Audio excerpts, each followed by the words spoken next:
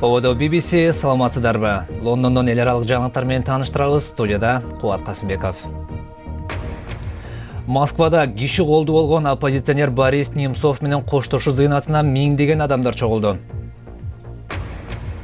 Британиянын Аль-Каидадагы тыңчысы биринчи жолу BBC-ге маек курду. Австралияда бир шаарчанын тургундары ысык аптаптан сактануунун адаттан тыш жолун табышты.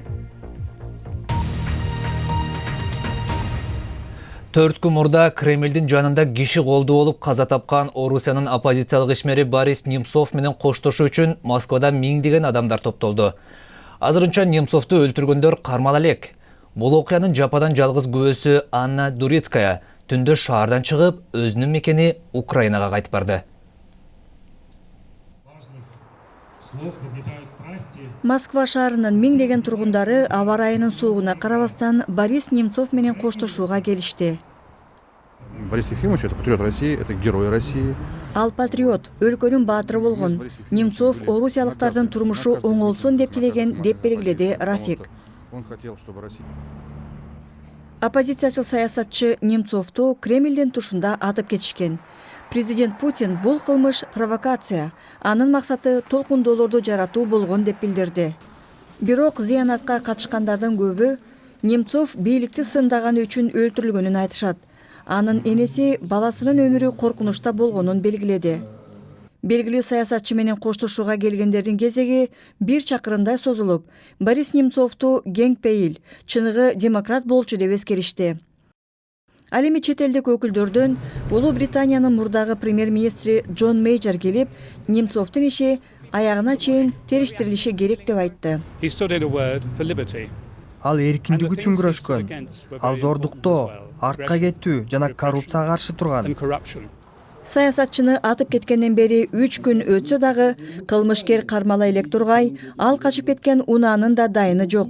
Кылмышка жооптуулар табылбайт деп шек санагандардын саны кескин өсүүдө. Ал ортодо Британиянын чалгын кызматынын Аль-Каида тобундагы тыңчысы биринчи жолу BBC-ге маек курду. Ай мен дин деген атка конгон бул адам 8 жыл бою жашырын иштеп келген. Эми ал жихадчыларга каршы туруу үчүн ачыкка чыгып жатканын айтат. Экстремисттерге каршы күрөштө маалымат өтө маанилүү роль ойнойт. Аны көбүнчө өз өмүрүн тобокелге салып, тыңчылар топтоп турат. Бул киши өзүн Аймен Дин деп атады, бирок анын чын аты белгисиз. Ал Аль-Каидага мүчө болуп, Улуу Британияга маалымат топтоп берген. Келемишти кармаш үчүн колуңду кир кылып, алардын жашаган жерине чейин барыш керек. Сауд Арабияда төрөлүп, Аймен 90-жылдары Ооганстанга барып, Осама бин Ладендин согушкерлерине кошулган. Бирок экстремисттер жөн-жай тургундарды кырып баштаганда, ал жихадчылар тууралуу оюн өзгөртүп, Британиянын өкмөтүнө маалымат берип турган. Айрым учурда биз көп тургундардын өмүрүн сактап калганбыз. Террорчуларды алдын ала токтотконбуз. Бирок ал тууралуу мен азырынча ачык айта албайм. Британиянын чалгын кызматы тыңчылардын окуяларын эч тастыктабайт.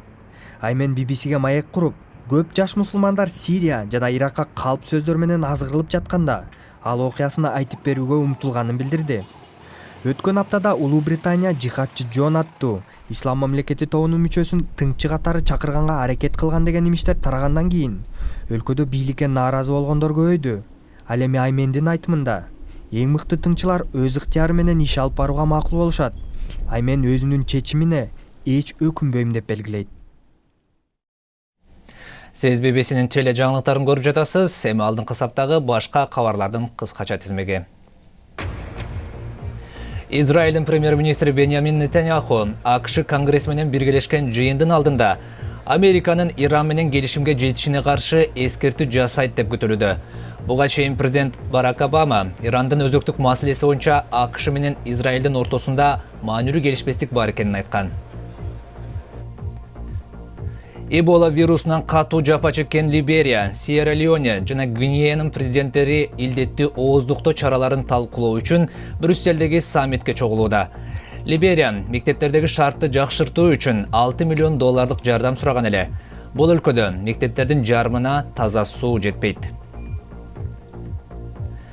Улуу Британиянын премьер-министри Дэвид Кэмерон өспүрүмдөргө карата сексуалдык зомбулукту көз жазымда калтырган мугалимдерди жана социалдык кызматкерлерди 5 жылга чейин эркинен ажыратуу демилгесин көтөрдү. Мындай чечимге жүздөгөн өспүрүм кыздар кабылды делген зомбулук фактылары себеп болду.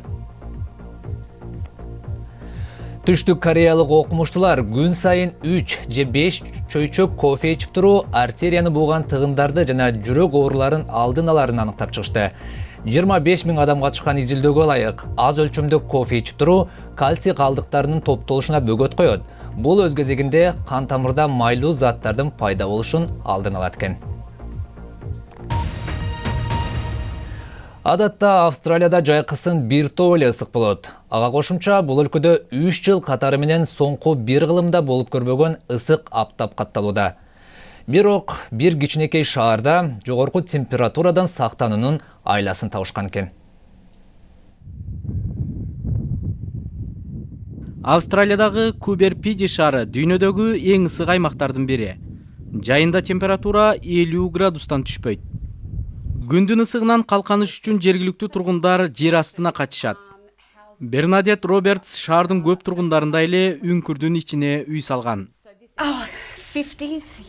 Жайында температура 50 градустан ашат. Австралиянын башка аймактарында 30-40 тегерегинде. Бирок биз күндөн калкаланууга жол таптык. Кубер-Пиди көп кең казылган шаар.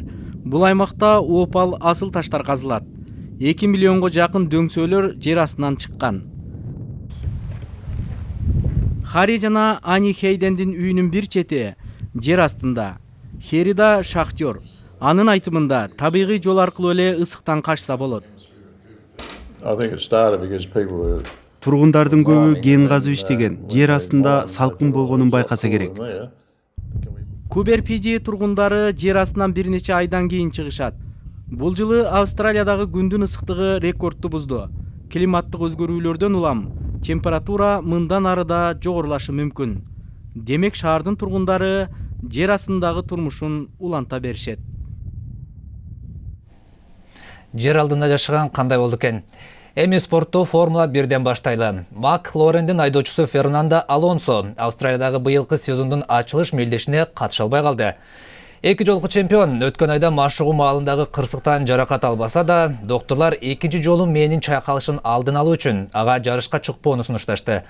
Алонсонун ордуна запастагы айдоочу Кевин Магнусен чыгат. Сезон болсо 15 мартта башталат. Формула 1дин эң ийгиликтүү спортчусунун уулу Формула 4кө катышат. 15 жаштагы Мик Шумахер Ван Амерсфорд командасы менен жарышка чыгат. Формула 4 жаш айдоочулар үчүн жакшы мүмкүнчүлүк. Эми жаш спортчунун алгачкы жарышы Германияда 25 апрелде башталат. Анын атасы Михаил Шумахер болсо лыжа кырсыгынан кийин сакайып келатат. Италиянын футболунда болсо учурдагы чемпион Ювентус А сериясындагы чемпионатты утууну көздөп турат. Ал Рома менен болгон соңку беттешти 1-1 менен аяктады. Ювентус чемпионатты жеңсе 4-чү жолу катары менен чемпион атыгат. Рома болсо тизмеде Ювентустан 9 упай артта турат. Жаңылыктардын соңунда Австралиянын түштүк жээгинде өтө сейрек балык табылды. Тереңдиктеги жат жандык атка конгон бул түрү суук акула 900 метр суу алдында жашайт. Ал тумшугун өз жемин тартып жеш үчүн колдонот. Бул балыкты жергиликтүү балыкчы кармап алган. Эми аны Австралия музейине өткөрүп берди. Ал жактагы окумуштуулар балыктын бул түрүн тереңирээк изилдеп издешет. Дүйнөлүк океан дагы кандай табышмактарды катып жатты болду экен. Биздин жаңылыктарыбызды ар дайым сайтыбыздан табаларыңызды эскертебиз. Маселен, азыр bbc-kyrgyzcha.com сайтыбызга кирсеңиз, башкы беттен дүйнөдөгү эң бай адамдардын жаңы тизмеси менен тааныша аласыз. Ошондой эле BBC жаңылыктарын Facebook, Twitter жана YouTube'дан да таба аласыз. Ал үчүн бизди BBC Кыргыз деп издеңиз. Ошондой эле биздин YouTube баракчабызга жазылууну да унутпаңыз. Биздин бул даректерибизге блог макала жазып, сүрөт тасма тартып салып турсаңыз болот. Биз аларды сайтыбызга жарыялайбыз. Соңку жаңылыктар мына ушулар болду. Алар менен тааныштырган Кубат Касымбеков. Аман туруңуздар.